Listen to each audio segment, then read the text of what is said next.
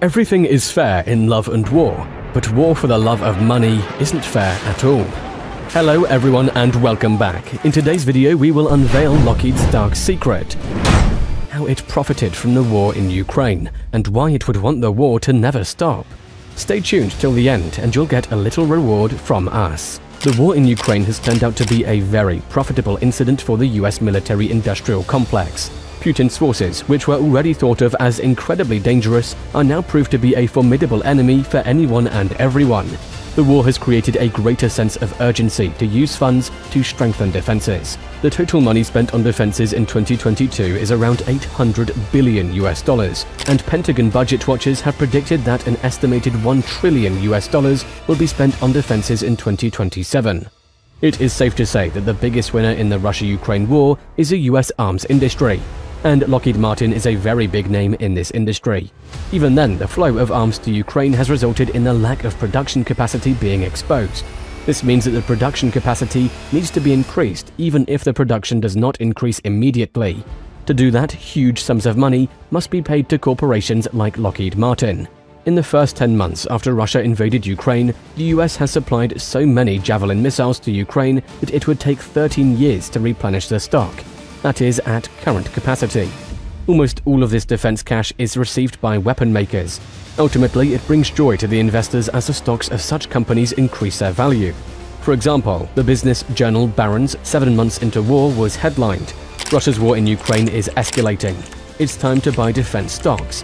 It further pointed out that even though the stock market has been crashing, the stocks for companies like Lockheed Martin and Northrop Grumman were up by more than 5% and still looks cheap. Before we dive into Lockheed and its secret, make sure you are subscribed to the channel so you don't miss out on any of our future uploads.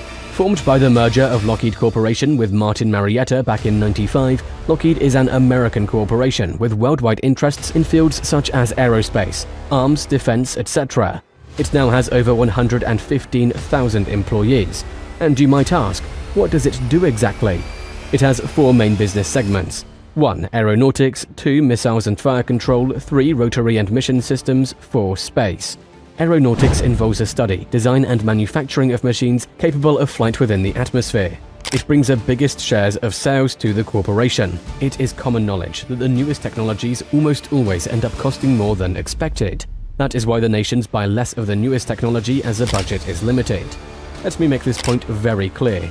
The budget grows almost every year, but it is still not able to keep up with the production costs and such of the newest and best tech out there. Thus, even though billions of dollars are spent on defenses each year, the forces actually shrink little by little. Now think of a situation when we could be at war any time. Such conditions would demand a bigger cut of the budget to be allocated to defenses, and all that would end up in the hands of arm makers and ultimately their investors. Plus, Lockheed also sold many products to Ukraine to fight against the invading Russian forces. It is an absolute win situation for Lockheed, so why would it want the war to end? Another bonus for them is that the number of buyers also increases in such situations. For example, the increased militarization of Europe would also require their products. Or should we talk about countries like Germany, which has been pacifistic since the Second World War, because they are now looking for opportunities to reshape their military in the wake of Russia's actions. Germany alone has ordered 35 of the F-35 fighter jets from Lockheed Martin. An expert on the international arms trade, William Hartung, says that these opportunities represent a gold rush for the industry. CAAT research coordinator Samuel Perlow-Freeman said, "The longer we have this heightened state of alert, increased militarization, with Russia seeking a much more powerful West on its doorstep, and NATO and the West seeing an extremely aggressive and militaristic Russia, that's not a good recipe for how things could turn." In short, Putin's decision to invade Ukraine and scare European countries into thinking that they could be his next target has largely increased the demands for arms manufacturers. As we are nearing the end of June 2023, the war is still ongoing even after nearly 500 days have passed since the start of the war. There seems to be some sort of resistance or infighting in the Russian military, or rather in Putin's control over it. Ukraine is planning to strike back the Russian forces and reoccupy its lost lands. Recent highlights are all about cracks in Putin's power, as revealed by the Wagner mutiny. Since you've watched the video till the end, here is a reward for you in the form of a report from analytical experts. The US military-industrial complex, MIC, has expanded more than needed. Excessive spending has been reported as well. this indicates that there is no going back now. As the recession approaches, the probability of a war-driven economy is increasing each day.